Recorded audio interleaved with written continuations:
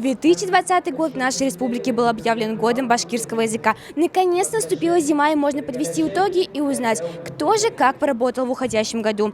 Интересно, что же нового придумали для продвижения и развития нашего родного языка за последние 12 месяцев? Итоги года башкирского языка, объявленного главой республики по инициативе Всемирного Курултая Башкир, подвели в главном концертном зале Башкортостан. Торжество проходит в формате церемонии награждения победителей, которые в течение года участвовали в различных тематических конкурсах. Представлено огромное количество проектов, которые были придуманы специально, чтобы интерес к родному языку возрастал день ото дня. Как вам это мероприятие? Это мероприятие меня впечатляет. Я хочу всех поздравить с Днем башкирского языка. Это большой праздник. Круто, что он появился. Я на самом деле, живя в Оренбургской области, о нем не знал. Но сейчас меня пригласили на этот концерт. Мне очень приятно быть в Башкирии в этот день и петь на своем родном башкирском языке.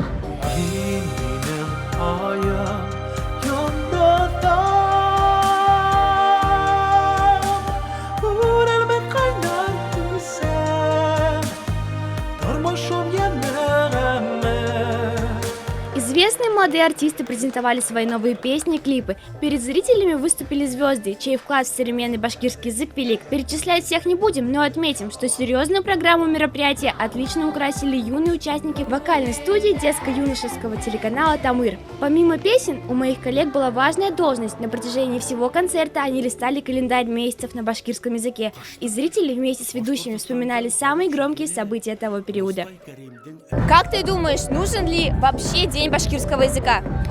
Я думаю, очень нужен. Это праздник для всего города, для всех. Чтобы отпраздновать этот величественный праздник, такие придумают концерты, чтобы все повеселились, отметили этот день. Ты знаешь башкирский язык? Конечно. Поздравь всю республику с этим знаменательным днем. Байрам менен хезе. Кстати, все мероприятия транслировались в прямом эфире телеканала БСТ. Аудитория у события была обширной. Телезрители тоже могли принять участие в программе, отгадывая значение редко употребляемых башкирских слов.